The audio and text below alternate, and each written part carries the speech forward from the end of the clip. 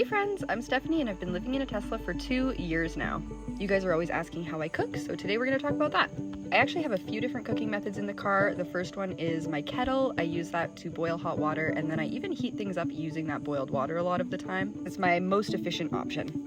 The next method I use is this little electric hot plate. Along with this little pot, I use it to heat up canned items, but it doesn't get hot enough to boil.